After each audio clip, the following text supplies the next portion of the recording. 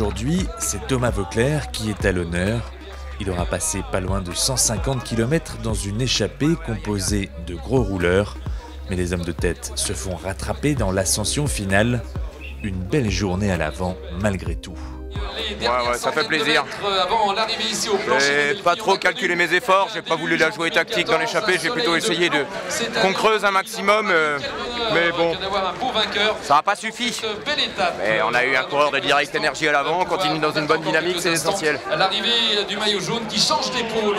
Ça fait des années que je suis l'équipe depuis l'époque de Brioche la boulangère, donc ça fait longtemps et on a vécu plein de choses avec eux, plein de super grands moments. Donc l'année dernière à Megève, je leur ai promis que s'il y avait une étape qui venait à Vitesse, je leur ferais un gâteau pour les remercier. Donc voilà, c'est chose faite. Sylvain Chavanel, je crois qu'aujourd'hui il ne va pas louper l'échappée, ou Thomas Voeckler, parce que cette échappée risque d'aller au bout, donc il faut partir à l'attaque. Là on fait des glacières donc, avec 3 choix, donc soit du sirop, soit de la poudre énergétique et mix 3, soit de l'eau, sachant qu'on met beaucoup plus d'eau que d'habitude quand il fait chaud, parce qu'ils s'en servent aussi pour s'arroser. Juste pour vous voyez le gâteau qui a été fait, genre on disait tout à l'heure. Putain, les commandiers et tout, c'est... Éventuellement, il y a le coup de patte bien professionnel, mais on va le laisser au staff quand même.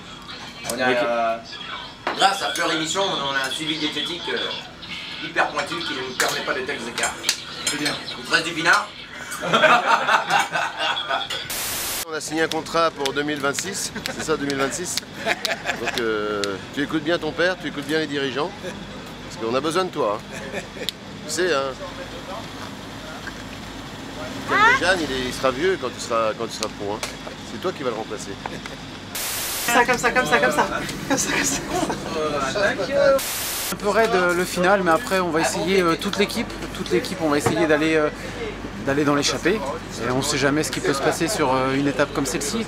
En tout cas, j'aimerais bien faire une petite journée devant la première du tour, ça serait sympa. En vrai, c'est des pronostics sur l'étape. Pronostics sur la course. Richie Porte vainqueur. Deuxième Chris Froome. Et on a dit un total accord, troisième Fabio Aru. Mais on sait pas, peut-être qu'on sera dans l'échappée et qu'on fera quand même une belle journée. Je fais une place à l'arrivée quand même quoi. On fait une belle journée peut-être, l'échappée peut être rattrapée sur la fin.